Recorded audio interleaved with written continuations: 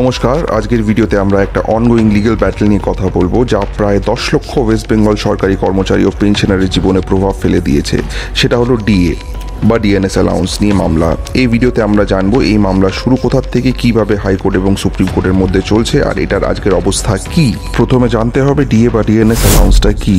DA হলো একটা allowance যা ইনফ্লেশন বা দাম বৃদ্ধির বিরুদ্ধে সরকারি কর্মচারীদের দিয়ে থাকা হয় যাতে তারা তাদের basic cost of living maintain করতে পারে। সেন্ট্রাল গভর্নমেন্ট এবং স্টেট গভর্নমেন্ট দুজনেই দিয়ে দেয়, কিন্তু রেট একরকম হয় না। ওয়েস্ট বেঙ্গলের ডিএ নিয়ে সমস্যা শুরু হয় যখন সেন্ট্রালের কর্মচারীদের ডিএ রেট 28 থেকে 30% হয়ে গেছিল। সেইখানে ওয়েস্ট বেঙ্গলের কর্মচারীরা পাচ্ছিলেন মাত্র 3 থেকে 5%। এই হিউজ গ্যাপ নিয়ে খুব অসন্তোষ ছড়িয়ে পড়ে স্টেট ওয়াইড। এমপ্লয়িজ ইউনিয়নগুলো রিপিটেডলি ডিমান্ড করে ডিএ প্যারিটি চায়, সেন্ট্রালের মতন ডিএ চায়, কারণ ডিএ অপশনাল নয়, এটা সাংবিধানিক অধিকার, এটা ওরা কোর্টেও বলে।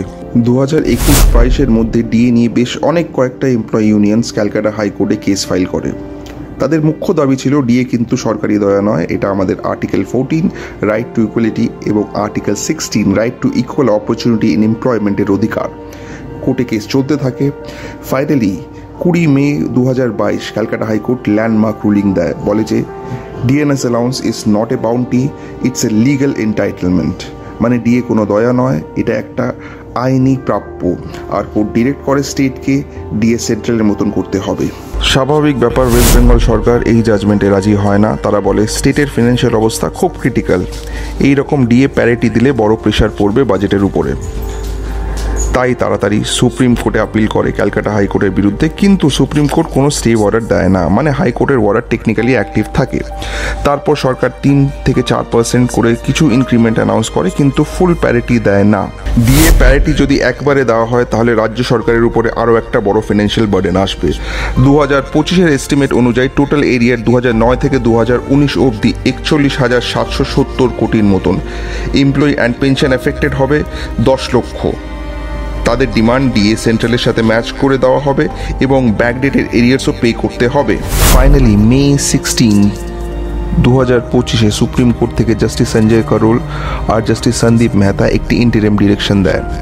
ওয়েস্ট বেঙ্গল গভর্নমেন্টকে বলে 41,770 কোটি এরিয়ারের 25% মানে 10,442 কোটি 3 মাসের মধ্যে কোর্টের রেজিস্ট্রিতে জমা দিতে হবে।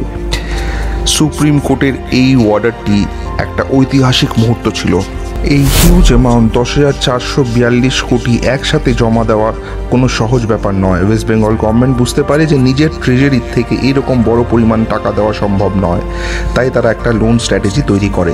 ফিনান্স ডিপার্টমেন্টকে ডিরেকশন দেওয়া হয় কিভাবে লোন নিতে হবে, কোন কোন ব্যাংক থেকে প্রপোজাল আনা যাবে আর গভর্নমেন্টকে কী রকম শর্ট টার্ম বড়োয়িং স্ট্রাকচারে যেতে হবে। 8 জুন 2025 তারিখে স্টেট গভর্নমেন্ট একটা রিকোয়েস্ট ফর প্রপোজাল পাবলিশ করে, যেখানে বলা হয় 10,000 কোটির মতো লোন তৈরি করার জন্য বিডার্স অ্যাপ্লাই করতে পারে। এখানে স্টেটের ফোকাস হলো এই টাকা যেন টাইমের মধ্যে জমা দেওয়া যায় কোর্টের কাছে, যাতে ফিউচারে কন্টেম্পটের কোনো সিচুয়েশন না তৈরি হয়। ফিনান্স ডিপার্টমেন্টের অফিসাররা এখন ডিউটি পেয়েছে যে কোন কোন সোর্স থেকে টাকা তুলে এসসির রেজিস্ট্রিতে ট্রান্সফার করা যাবে। সুপ্রিম কোর্টের অর্ডার মতন 3 মাসের মধ্যে 25% ডিপোজিট করতে হবে, মানে deadline June 30, 2025। Next supreme court hearing schedule August 2025। যদি স্টেট এই টাকা না দেয় তাহলে কন্টেম্পট প্রসিডিংও হতে পারে। তারপর কোর্ট ডিসাইড করবে বাকি 75% কীভাবে দেওয়া যাবে এবং ফুল ডিএ প্যারিটি কবে থেকে এফেক্টিভ হবে। তাই ডিএ ইস্যু এখনও একটা বড় পলিটিক্যাল, ফিনান্সিয়াল আর লিগ্যাল চ্যালেঞ্জ। এমপ্লয়িরা একটু রিলিফ পেয়েছে, কিন্তু ফুল ভিক্টরি আরও বাকি। আপনার কি মনে হয় ওয়েস্ট বেঙ্গল গভর্নমেন্ট এই টাকা টাইমে পে করতে পারবে? কমেন্টসে জানান এবং এই ভিডিওটা ভালো লাগলে শেয়ার ও সাবস্ক্রাইব করতে ভুলবেন না।